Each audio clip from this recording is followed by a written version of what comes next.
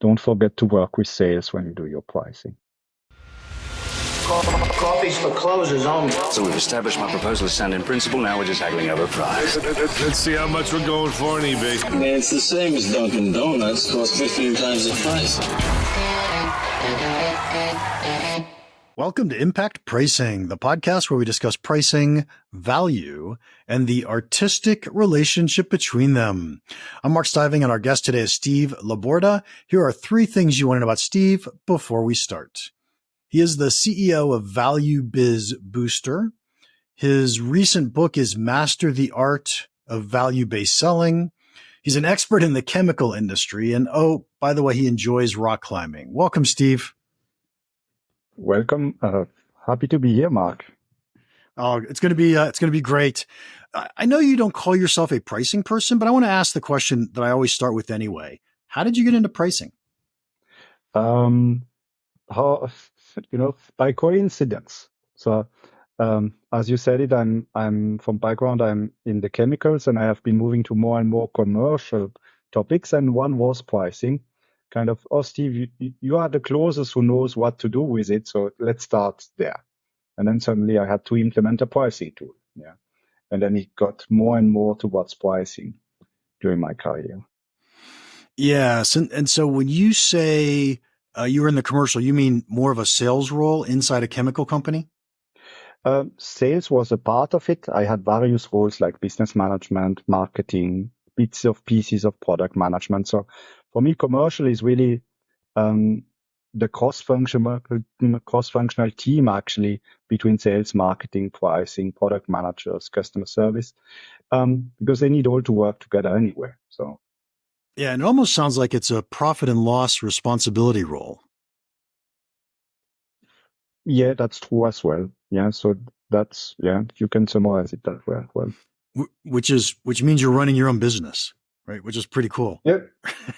And that's a good one, because typically what I say is that you need to have an entrepreneurial spirit when you are in those commercial roles. Yeah. So then you understand really what it means to earn profitably money in a sense and drive a business that way. Yeah. In the few seconds that we talked before I hit the record button, you mentioned, and in fact, you chose the word, the artistic relationship between them. And you mentioned that you were emphasizing more the art of value and pricing and selling. Let me just ask you a wide open question. What do you think the art is? What do you mean when you say the art? The art part is actually, especially when you're on the sales side, it is more the emotional part. Because especially now chemicals, but if you take it broader on a manufacturing businesses, typically it's very technical people who are working on the sales side, or in a broader sense, commercial side. And they are very fact-based. So they talk about features and everything, and they forget about the people behind the purchaser role or the technical decision maker. And that's why I like to play with both topics in a sense, because yes, you need to be fact-based. Yes, you need to do value quantifications, but you need to be able also to be emotional and to read body language and to read the cues that people have in front of you. And so that's more the art part in a sense. Okay. So first off, let's frame what you just said. Are you familiar with Danny Kahneman's book, Thinking Fast and Slow, System 1, System 2? Yeah. Okay, perfect. And so I personally think of the value selling part as the system 2 part, right? It's the cognitive deep thought. Let's quantify value. How much more money am I going to make my customer when you use my product? So it's really, mathematical and logical and cognitive. And then I think about what you just said as the system 1 part. It's the reactionary, oh, you've made me feel good. I may not have thought about why I like you more than I like the other salesperson, but I do like you more than I like the other salesperson. And so that's an important part of the sale. Is that a fair analysis of what you just said? It's a part of it, because where I would like to extend it is that a part of the emotional part is also that your customer might give you signals of intangible values that he gets, that you don't quantify, that are not fact-based necessarily, but it could be peace of mind because you're just providing safety or less work or, and thinking about his work-life balance behind it. So that's what I mean, is that you don't look only at the quantification, the hard facts from a value that you provide, but also the intangibles that can be really related to the individuals you are talking to and that you might Okay, impact. so I'm an engineer by nature, and so I don't like this. I just want you to know that. so I'm going to try to find a way to make it so that it makes sense to me. Now, I could very easily see quantifying the value to the company that I'm selling to. And it's really hard to quantify value when we think of a B2C type product, right? It's hard to quantify the value of a shirt or quantify the value of even of a car, right? Whatever I'm going to buy in the world of B2C, it's hard to quantify the value. So I could see in the world of sales, I'm talking to an individual, that persona, that single person I'm talking to, they're getting value. Not only are they trying to buy the best value for the company, but they're trying to buy the best value for themselves. And the best value for themselves is more like a B2C type value. It's not measured in incremental profit dollars. Exactly. So what do you think of that? That's fantastically summarized, Mark. So that's exactly what I meant with it in a very thorough sentence. Fantastic. Okay. You said it way more elegantly than I did then. Thank you.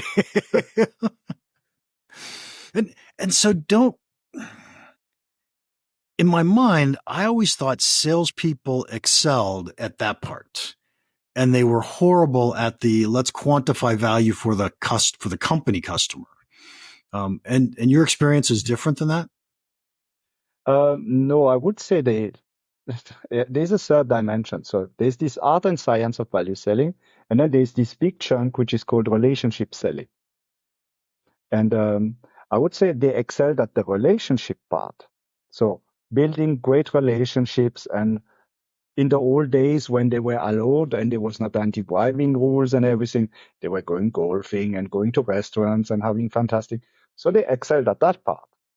But then looking at now, I mean, more and more companies are moving to value selling, which surprised me because I was hoping, I mean, for the business, it's great. But on the other side, I'm still surprised how many companies are so far away of it. And there, when I see that part, I see that some companies struggle already in the science part, so quantifying, because they don't understand well enough the customers, or they try to make it too scientific, and they are not doing the Pareto in a sense when quantifying. So 80-20, good is good enough. So they have a certain numbers, and then they talk to the customers to validate. So that's one challenge that I see. But on the other side, what I see as well is that many customers, when they have quantified and everything, they wonder why customers still doesn't buy, even they are able to save millions of euros. And there I see that art part is missing often, is that they are so focused on the hard facts that they forget the stakeholders inside of a company. So that it might be that for one stakeholder, fantastic value, but it means, for instance, for a production manager, he needs to completely revamp his process, which means a lot of risk, a lot of work. And those type of things are not considered. So I see it in three pieces, if you want to summarize. The relationship part, yes, they excel. That's the best sales guys do that well. Then comes the hard facts, the science part, where some companies start to excel. And then the last part is really the one where you really look at your stakeholders, look at the intangibles, and really look at the value in a B2C perspective, as you mentioned. So more the people-related values that you can create. Okay, I actually really like this way of thinking. Steve, this is nice. So here's an example I often use, and if you have a better example, I'd love to hear it. But I often say, let's imagine that you're selling a new piece of medical equipment to a doctor. And this new piece of medical equipment is going to make the hospital several $1 million in cost savings or productivity or however we want to look at it. Does the doctor care? Absolutely not. Right. So the doctor cares about how many lives are we going to save? Right. That's the doctor's focus. And yet there's somebody, the hospital administrator, who cares a lot about the millions of dollars. So if we could save lots of lives, but it cost the hospital money, it didn't make the hospital money, it's harder for the doctor to buy this. The doctor might love us, but it's harder for them to buy it. And so once we can convince the doctor, hey, not only are we saving lives, but we're also making millions of dollars for the hospital, that makes it easier for him to say, yes, I want to buy it. I'm going to go sell it to the hospital administrator. So I use that example a lot, but I'd love to hear, do you have an example that you like to use? I'm just trying to think now because I was so deep in your example that I wrote really, because I like it. It's exactly the way I tell it as well. But yeah, I would go back to the example I was saying earlier with the manufacturing part. So imagine you are in a chemical plant. You have a fantastic solution that you sell to purchaser who is measuring it in total cost of ownership. He's happy. You're saving $1 million. But then you need to go to the production team and tell them they have to do 3 steps more every morning before they start. And that's not going to fly, right? Because they will do everything to avoid that. And that's exactly a similar perspective in sense, is that they are not going to buy into it, even they believe that you will save money, but it just means more work for them. And that's not going to happen. And so the production manager in that situation is likely going to sabotage the sale. They're going to do whatever they can to say, no, we don't want this. It's not going to work. They're overcommitting. They can't deliver on those promises, whatever it takes to sabotage the sale, because they personally have not bought in and they see it causing them a negative consequence. In this case, more work. Exactly. And that's where the art and the science meet together. So that's exactly the example. So you need to understand the hard facts. You need to be able, because without that, it doesn't work either. But you need to understand all the little challenges that you might have with your stakeholders around those numbers that might influence the deal, or the decision. Nice. Okay. One of the things you had sent me that said, hey, let's talk about this. And you had said, how can we successfully implement value pricing in a cross-functional value selling world? And so what does that actually mean? Let's start with defining cross-functional value selling. Actually, I would turn it around, because typically the story flies better when you explain. In value pricing, in many companies has been kind of building that ivory tower, where marketing, product managers, and pricing people have a great plan. They draw that typical waterfall. It looks fantastic. And then they send this little document down to sales and say, look, that's the price that you can sell based on our assumptions. And it's 3 times the current price. Yeah. Or compared to the competition, if we take the NB. And what happens on the sales side? We're back to that art and science thing, right? Because salespeople say, you guys are just crazy. You don't understand the market. You don't understand anything about sales. We're never going to be able to sell it. Yeah. So that's how in many companies value pricing happens. And I observe it in many companies. So the first question is, in companies, are you doing value pricing? Yes. Is it used by sales? The question is typically no. Yeah. So it's a bit like strategy and execution. I see value pricing like the strategy part, if you make the analogy, and the execution is the value selling part. And typically what happens, it's with strategy, marketing, throw it over the fence with a little post-it, good luck, and nothing happens. And that's why I say you need to have value selling as a first part. So you need to ensure that you equip your sales team with the right toolbox to understand what marketing, product management, or pricing did. But you need to do it in a cross-functional way. So that means that you need to have sales, marketing, pricing, the technical people, if it's a technical context, to have all those people together to develop that value-based approach, so that everybody is behind it, in a sense that not at the end sales says, yeah, your assumptions are wrong. No, because sales was part of making the assumptions, was part of building from the features through the benefits, through the value drivers. And so you had that kind of, as a team, all working together, and you don't have that typical throwing over the fence. So that's what I meant with it. Does that make sense, Mark? It does. I like the the outcome of what you described, but I don't like the straw man that you described, right? So the beginning, which said, hey, marketing and product management, they're going to get together and say, here's the price that's going to be. And by the way, I agree with you. That happens way too often, but I wouldn't call that value pricing. I would call that pretty much what they're going to do is cost plus pricing. Right? They're going to look at our total cost. They're going to say, yeah, can we get away with 3 times the price or 3 times our costs? And let's make sure we look at our competitors. And, they'll make some of those things, but they don't really step back and say, what's the value of our product to our customers? And so if we go back to the conversation we were having earlier, which is, hey, there's these 3 different types. And I want to think specifically about how much incremental profit am I going to make my customer? Right. So I'm going to quantify the dollar value to my customer. Then in that one instance, marketing hasn't done that. Product management hasn't done that. And if we can learn how to do that, then we can figure out what the right pricing should be. So I'll let you answer that. Yeah, I think I agree that it is not value pricing how I described it in a sense, because I agree with you. It's if you don't interact with customers, it can't be value-based because it means you don't understand what your customers are doing. So how would you identify the value? Though, as you said as well, I see far too many companies still doing that. In one way, as you described it, like kind of a mix between cost plus competitive pricing. Sometimes I have seen companies where marketing is investing a lot of money in doing market research.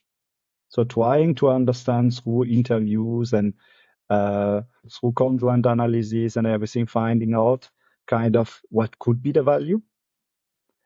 So kind of more towards the B2C if you want, but it doesn't really work because, it's just too complex. The processes are every time different and so forth.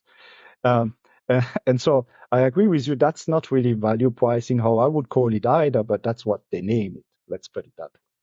And so I agree with you from that perspective, but indeed, you need to talk to customers to understand what is the value. And actually, the challenge is that every customer has a little bit of different setup and has different value drivers, and the importance is different. So, and that's also where I see the importance of the value-based selling, because in many companies, they do maybe that first part in the best way we described it now, but then they forget to tailor it for the different customers. And then the sales guys hit the wall at like 50% of the cases because, yeah, they all go with, let's take the example of cost savings. So, yeah, we can reduce cost in your case, blah, blah. And the customer looks at them and say, yeah, but we don't care about cost savings. We want to grow now.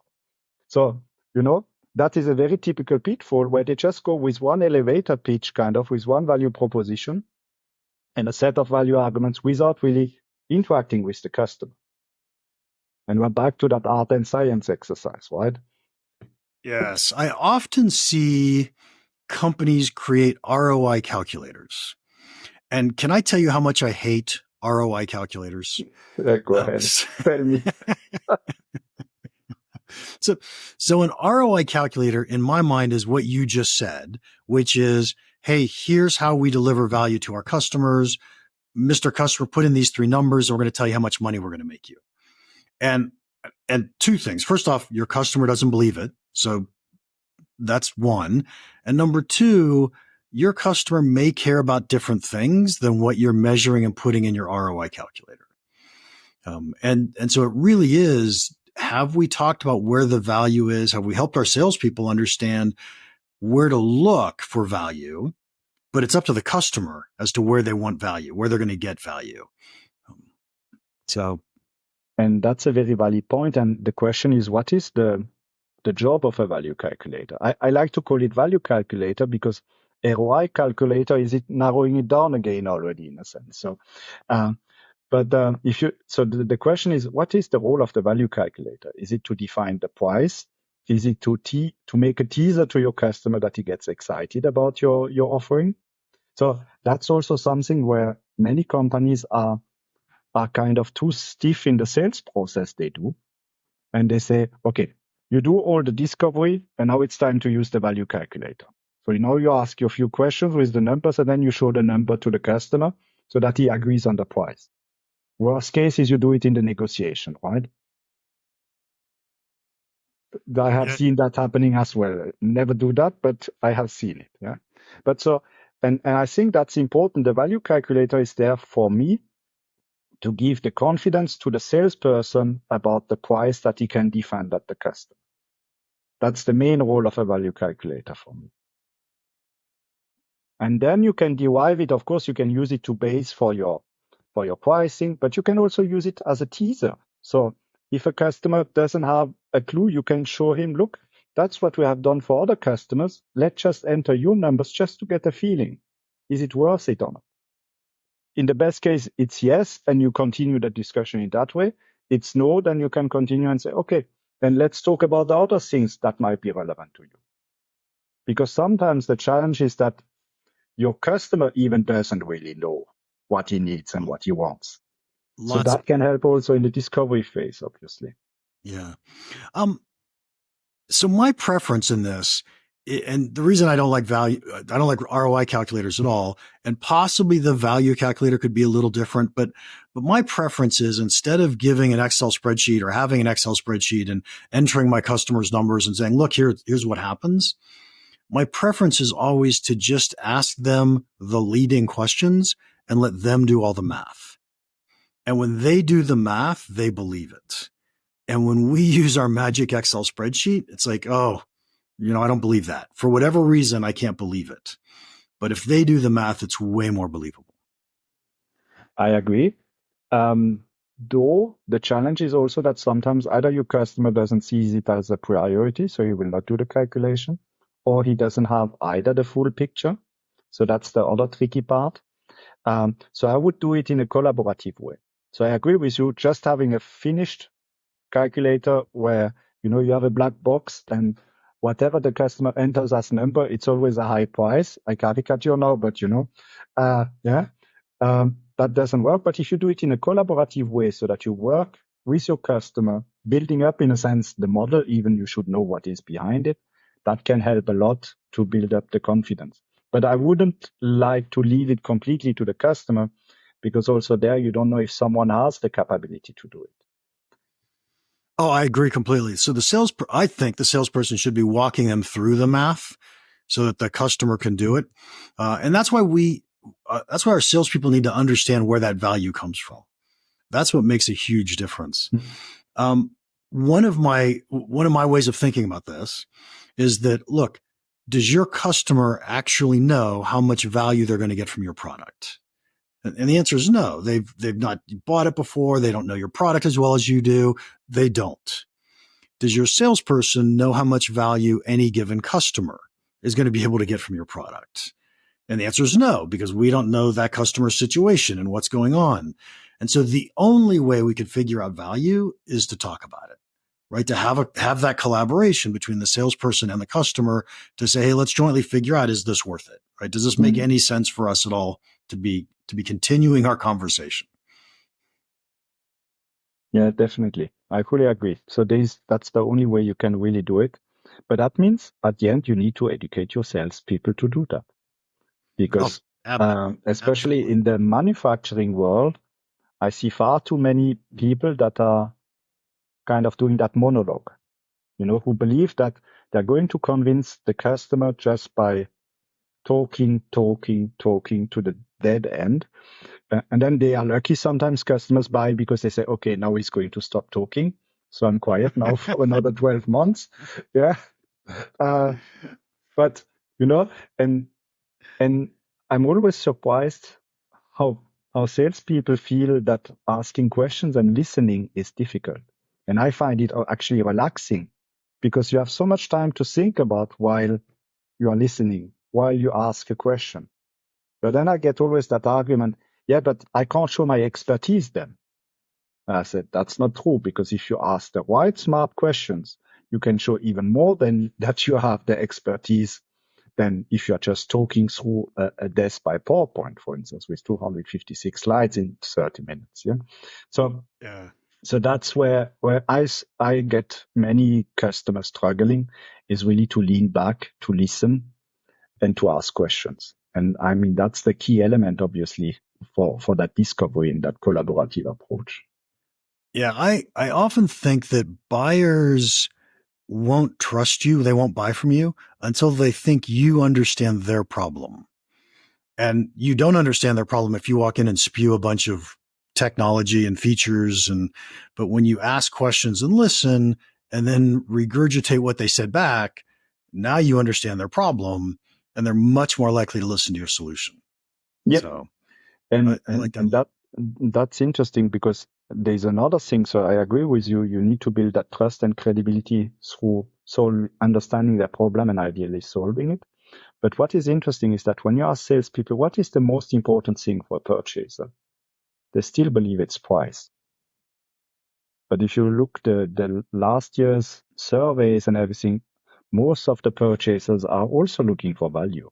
They want to hear what is the value, what is the total cost of ownership reduction that you can make happen, which problems can you solve. And that's interesting that still this clash, but I'm not surprised because if you look at how much purchasers are trained nowadays and becoming more and more professionals compared to how often salespeople are trained. I mean, I still have customers which proudly tell me, yeah, we train our salespeople once a year. Okay, I agree it's still better than the ones who got the last training 10 years ago. I agree it's an improvement, but I mean, purchasers are trained slightly more than that. Yeah. So you see the clash also there, and that's what I think that makes it also difficult for salespeople from that perspective. Yeah, not only that, but procurement people make many, many, many more purchases, do many more negotiations than any salesperson does. Yeah, that's cool. So level of expertise is very lopsided. Hey, before you get off the call here, there's a question that I really want to know the answer to that has nothing to do with everything we've talked about so far. In the chemical industry, cost of goods frequently vary a lot. Right. So there's a wide variance in the inputs.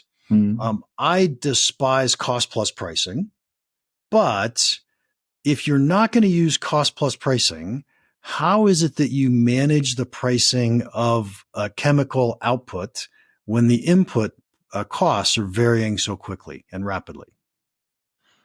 I mean, how many hours do we have, Mark? You got 3 minutes. Go. I mean, it depends a lot. So that you can't really generalize the answer. So that's the tricky part because, of course, depending what type of process you have, what is coming out of it. So also what is the margin that you have.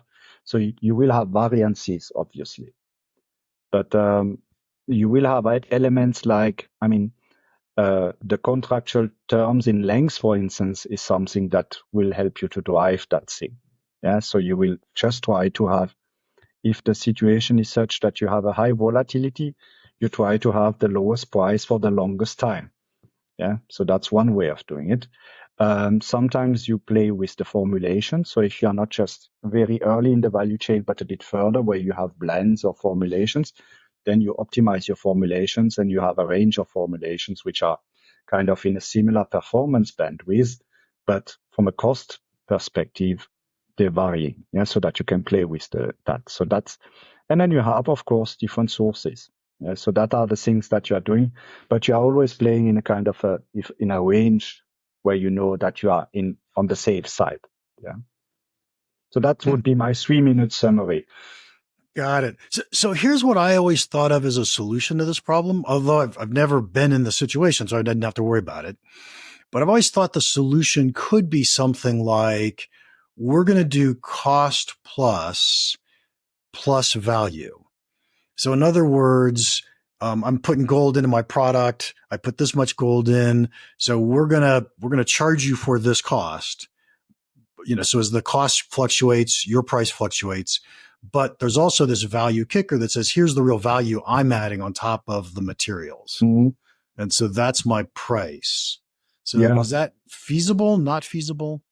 Yeah, I would say, is it really feasible? It's a lot of variability also for the customers then. But I mean, obviously there are formulation-based approaches as well, so that you could blend it there. So it depends again on the ratio of the cost part and the value part. But I mean, also in the overall, if we take the commodities and the specialties, what you see is that you can do value-based selling for both of them.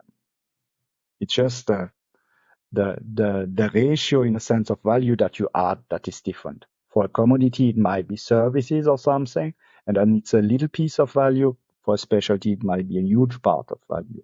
And of course, then as a supplier, you need also to match then your cost with the value bridge, because sometimes what I have seen is people try to do value selling on products and they are surprised that the price is lower than the cost plus the margin they wanted to have, and they don't understand. But then it's clear the differentiation is too low.